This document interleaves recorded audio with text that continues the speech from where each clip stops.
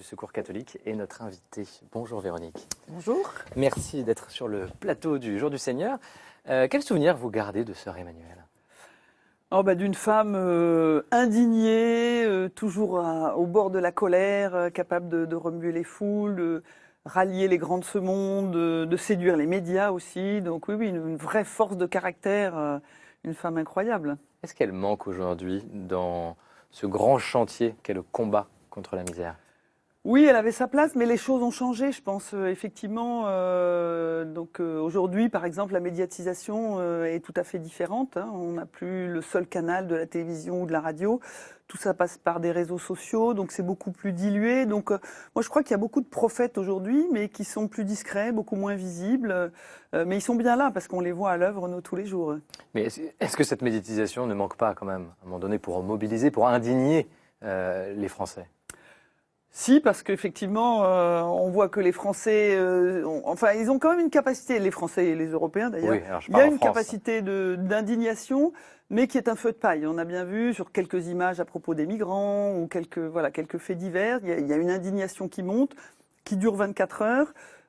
Et nous, notre travail justement d'association, c'est de retravailler dans la durée sur cette indignation qui affleure de temps en temps, de moins en moins souvent, et d'en faire après un travail de terrain, un plaidoyer aussi pour changer les structures, enfin toutes les injustices sociales et économiques qui font que la pauvreté dure encore aujourd'hui. Mais effectivement, ça fonctionne plus de la même manière qu'il y a 10 ans et on n'a plus des grandes figures médiatiques comme était l'abbé Pierre ou sœur Emmanuelle ou d'autres. Alors, vous parliez de ces acteurs plus ou moins anonymes qui œuvrent en coulisses pour lutter contre la misère. Ce matin, nous avons choisi d'en mettre plusieurs en avant, des acteurs qui vous ressemblent, qui nous ressemblent également. On va commencer par un couple qui, à la retraite, est parti en Asie et a mis en place un chantier formidable pour les enfants. On regarde.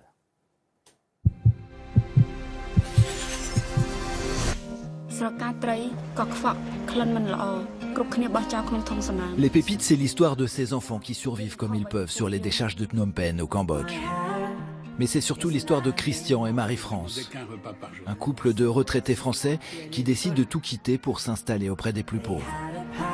Contre toute attente, ce documentaire va être un véritable succès. Plus de 200 000 spectateurs se passionnent pour l'histoire de ce couple ordinaire au destin extraordinaire. On sentait bien qu'on partait dans une aventure. Pour eux, l'aventure commence en 1994. Tout juste retraités, ils s'installent au Cambodge et découvrent consternés ces enfants qui survivent dans les décharges de Phnom Penh. Au milieu des mouches et des rats, des centaines d'enfants pieds nus fouillaient une espèce de bouillie décomposée, pleine de vers et dans laquelle on enfonçait jusqu'au mollet. Christian, passionné de cinéma, en fait un film. C'est lui qui commande ses archives. Et puis le pire, on apercevait des enfants qui mangeaient dans cette infection. C'était horrible à voir. Face à tant d'horreur, le couple ne peut rester indifférent. Sur leur fonds personnel, ils commencent à servir des repas aux enfants. D'abord quelques-uns, à même la décharge, puis des centaines. Mais cela ne suffit pas, car chaque jour, les enfants sont plus nombreux. Alors Christian et Marie-France reprennent la route. En France, ils ont tout vendu, sauf leur vieux camping-car. À bord, ils écument le pays pour récupérer des fonds, car le couple a des projets. Donc il n'est pas question de lâcher. De retour au Cambodge, Marie-France et Christian deviennent bâtisseurs. Ils achètent un immense terrain, à 2 pas de la décharge, pour y construire des salles de classe. En quelques années, c'est une petite ville qui voit le jour. Une petite ville devenue aujourd'hui un des plus grands groupes scolaires du Cambodge. 7000 élèves, 450 professeurs, un pensionnat, mais aussi des filières professionnelles parrainées par les plus grandes écoles européennes. Pour les enfants de la décharge, le couple veut le meilleur. Mais en septembre 2016, quelques jours avant la sortie des pépites, Christian va décéder. Aujourd'hui, Marie-France poursuit seule l'aventure. On n'a jamais douté en fait. C'était tellement évident qu'il fallait faire quelque chose que non, ça n'a jamais vraiment posé la question. On a découvert des trucs épouvantables et il fallait y aller, c'est tout. N'importe qui aurait pu démarrer comme ça aussi parce que c'est une question d'humanité tout simplement. C'est sans doute cette humilité qui a touché le public des pépites. Une alchimie particulière entre une grande œuvre, celle de l'association, et la simplicité de ce couple. Christian et Marie-France sont comme des icônes. Pourtant, ce sont 2 personnes très simples, mais cette contagion qu'il dégage et qui nous touche fait qu'on a le désir peut-être quelque part de faire comme eux. À la fois banal et exceptionnel, Christian et Marie-France nous rappellent qu'il est possible de s'engager, qu'il est possible d'aller au bout de ses rêves. Quel beau témoignage. Magnifique, oui. Après, on ne va pas se mentir, c'est dur la pauvreté. Est-ce que parfois on ne veut pas l'éloigner, ne pas la voir? La pauvreté, oui, fait toujours peur, inquiète, et on est toujours démunis. Moi, ce qui me frappe dans ce reportage, d'abord, ça me touche parce que j'avais croisé des paillères quand j'habitais à Kaboul dans les années 70, et ils faisaient un grand voyage à travers le monde avec leurs 4 enfants. Voilà, donc on s'était juste croisés. Donc voilà, c'est un très beau souvenir de gens effectivement qui sont habités par une générosité, une force intérieure incroyable, et effectivement qui ont été jusqu'au bout de leurs rêves. Et ça marche. Et ça marche, voilà. Mais il faut qu'on soit complémentaires. Moi, je suis pas les paillères, voilà. Et au Secours catholique, on fait autre chose, mais qui est très complémentaire. Par exemple, on vient de publier un rapport sur la finance en disant qu'il fallait, en fait, ce qui est responsable du désordre dans le monde, c'est le dérèglement de la finance mondiale. La finance s'investit dans des profits à court terme et des profits énormes, et ne s'investit plus pour créer justement des écoles, des hôpitaux, pour favoriser la transition écologique. Voilà. Donc il faut vraiment qu'on fasse un plaidoyer et que les citoyens arrivent à se bouger, à discuter avec les banquiers, avec les responsables internationaux, pour que le système de finance mondiale qui provoque toute cette pauvreté, qui crée toute cette pauvreté, c'est des inégalités dans le monde, il faut qu'ils changent. Voilà. Donc on est très complémentaires. Les Despaillères et Pour un sourire d'enfant sont sur le terrain, font une action absolument formidable.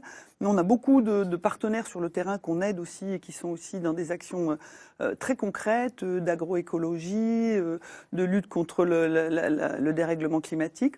Mais il faut aussi qu'on change les causes de la pauvreté, les racines de la pauvreté. Les racines ont changé de la pauvreté depuis le temps de Sœur Emmanuelle? Pas vraiment, parce qu'en fait, voilà, ce dérèglement de la finance mondiale, par exemple, c'est arrivé dans les années 2008, avec la grande crise financière de 2008, dont on parle aujourd'hui, parce que c'est aussi l'anniversaire, dans le mois de septembre-octobre. Voilà. Donc la finance s'est déréglée depuis les années 70. Il y a eu une crise énorme en 2008-2009. Qui a augmenté énormément la pauvreté. En 2009, la pauvreté, le nombre de pauvres en France, par exemple, a augmenté de 1 million.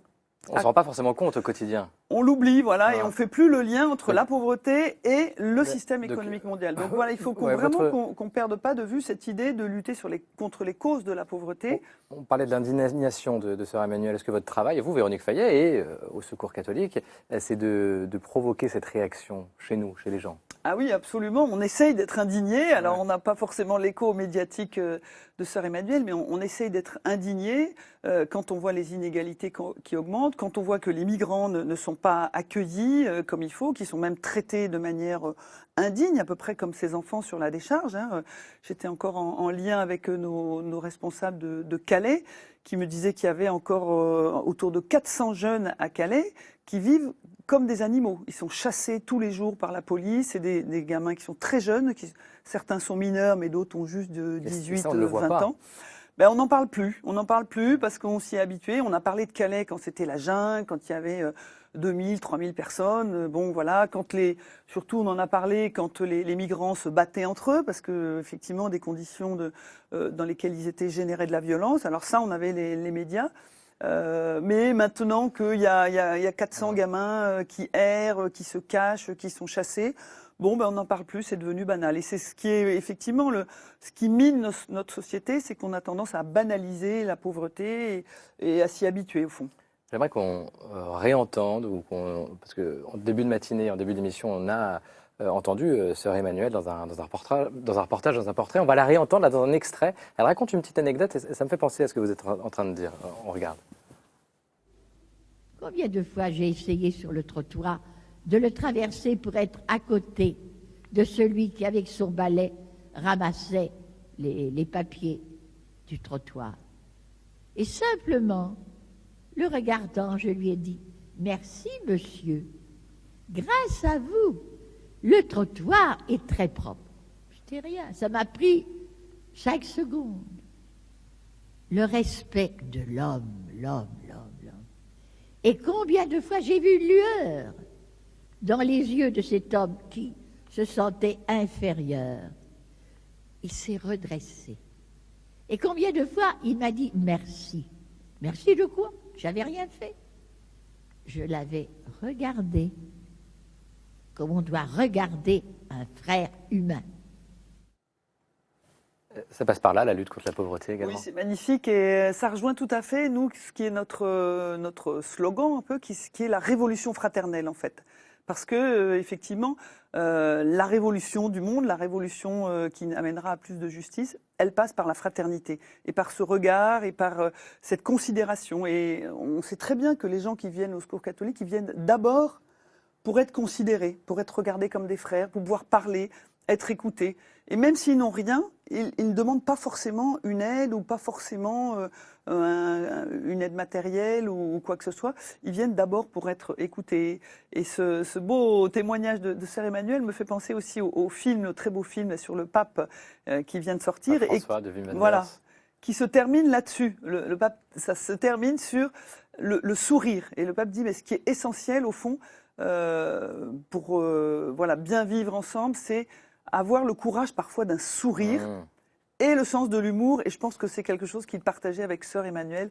Le sourire, la capacité à sourire, à dire merci et garder en tout temps, en toute chose, le sens de l'humour. Il vous aide, le pape François, dans votre combat contre la pauvreté. C'est une grande figure médiatique. Il en parle, lui aussi, de cette lutte contre la pauvreté. Il s'indigne également, le pape. Alors, je pense que c'est effectivement notre meilleur allié. Je pense que effectivement, il a remplacé à lui tout seul toutes les sœurs Emmanuel, les abbés Pierre et les Monseigneur Romero, qui va être aussi béatifié là dans quelques jours à Rome. Parce que le pape a un discours extrêmement fort, effectivement, quand il parle de la culture du déchet, quand il parle de la mondialisation de l'indifférence, quand il nous invite à accueillir les migrants, quelles que soient leurs conditions de vie, quelle que soit leur origine. Il nous aide énormément et effectivement, on essaye de relayer sa voix et d'être à la hauteur surtout de ses attentes, parce qu'il nous porte un discours extrêmement exigeant. Et c'est vrai que ça me fait toujours de la peine quand j'entends des catholiques qui n'ont pas envie d'écouter le pape, qui ont envie d'écouter certaines choses, mais pas tout. Non, on prend tout le discours, et notamment, on prend à bras-le-corps cet appel qu'il nous fait à être proche des pauvres, et cet appel à être en fraternité. Lui aussi, le pape, il parle beaucoup, un peu comme Sœur Emmanuelle, du contact charnel avec les pauvres. Les pauvres, c'est pas une idée, c'est pas des gens, des statistiques. Ce sont des personnes qu'il faut rencontrer, du coup. Des personnes qu'il faut rencontrer. Et ça, on l'expérimente aussi tout le temps au Secours catholique. En fait, ce qui fait changer les gens, des gens qui seraient par exemple hostiles à l'accueil des migrants ou du moins un peu inquiets, ce qui les fait basculer, c'est le jour où ils passent une journée ou quelques heures avec un migrant et qui découvrent que ce n'est plus un migrant, mais que c'est Ahmed ou Farouk ou tout autre nom, et que c'est un homme. C'est une personne. Voilà, un homme qui a une histoire douloureuse finalement, et puis un homme, comme moi, avec une famille, avec des parents qu'il a laissés dans son pays, et c'est un déchirement, et des enfants qu'il reverra peut-être plus, voilà. Et ça fait basculer les gens. Et donc on essaye beaucoup d'amener les personnes à cette culture de la rencontre, à cette rencontre en fait, parce que c'est cette culture de la rencontre. Là aussi, le pape nous en parle énormément. Et on est convaincus que c'est ça qui marche et c'est ça qui convertit les cœurs. Alors, j'aimerais qu'on aille à la rencontre maintenant d'un homme, un ancien entrepreneur, qui va à la rencontre et qui travaille avec les exclus, des personnes qui viennent de la rue. Il s'appelle Rémi Tricard et il est à la tête d'une association que vous connaissez sûrement qui s'appelle Emmaüs Défi. On regarde son portrait.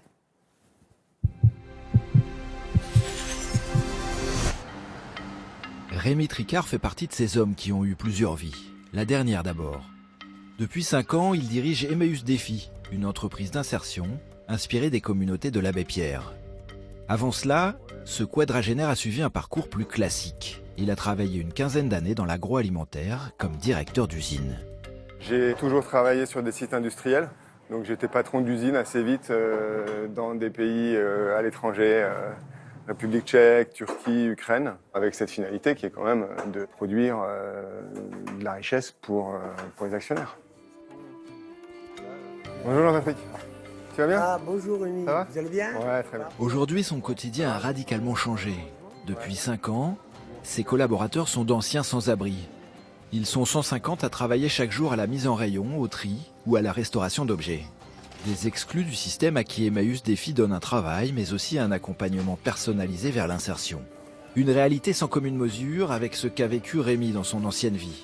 C'est à son retour en France qu'il franchit le cap. Il n'a pas encore 40 ans et il cherche à donner du sens à son activité professionnelle.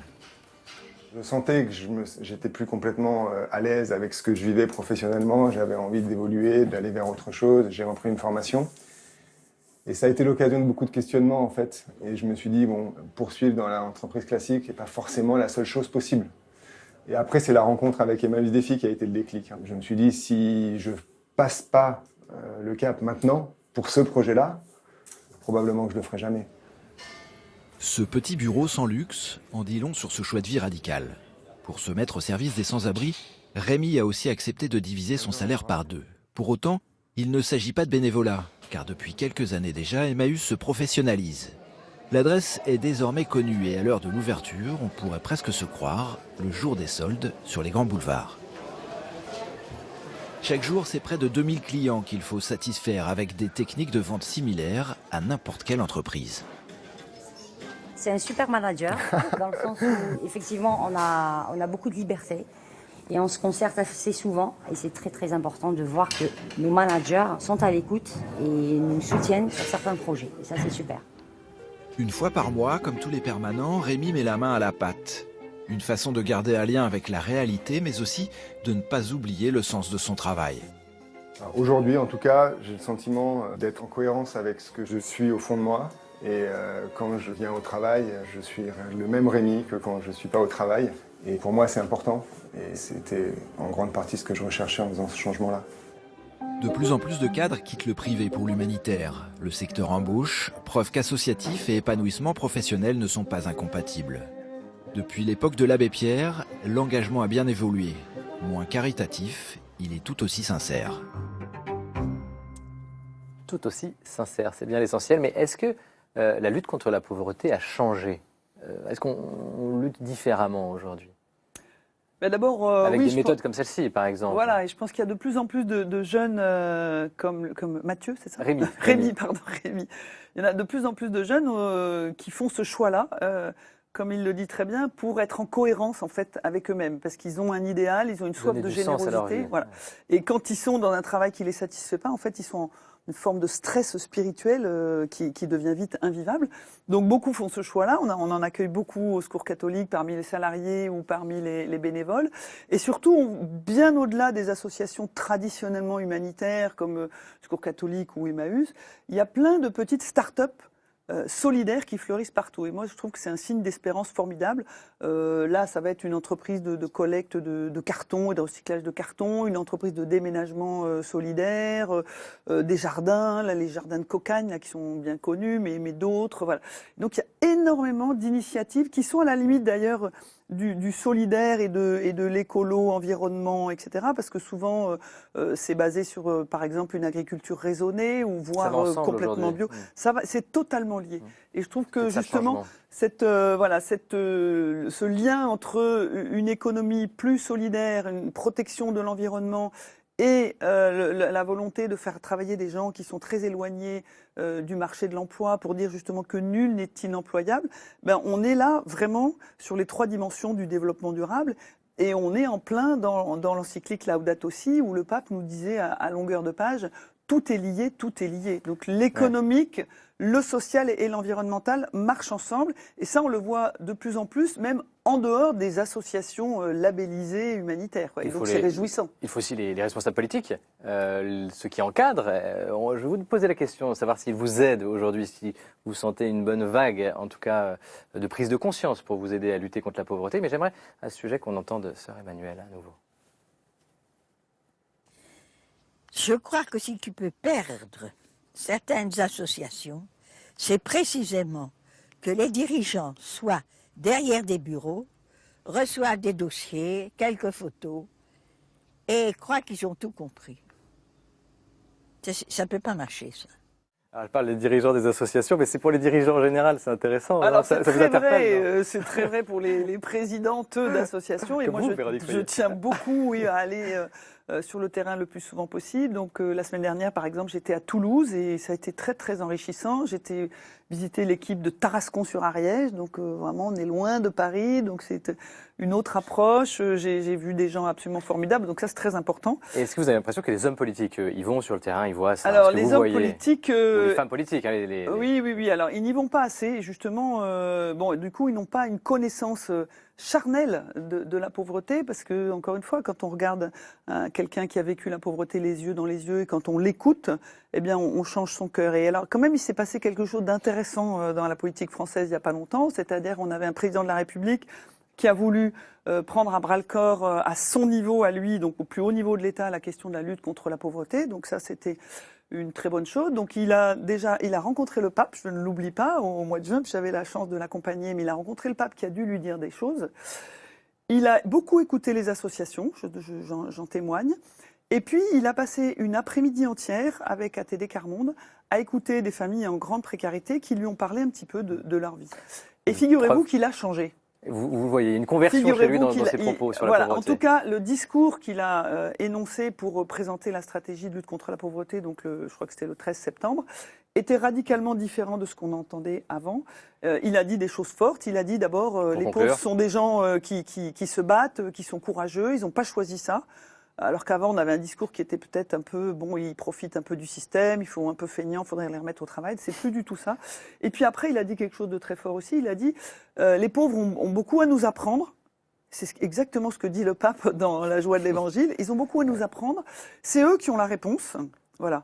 Et il avait ajouté avec une certaine humilité, je ne le savais pas il y a 15 mois. Voilà. Donc il faut absolument qu'on emmène nos politiques sur le terrain. Il faut qu'ils acceptent de prendre ce temps-là. Sinon, effectivement, ils ne peuvent pas comprendre. Pour cela, on compte sur vous.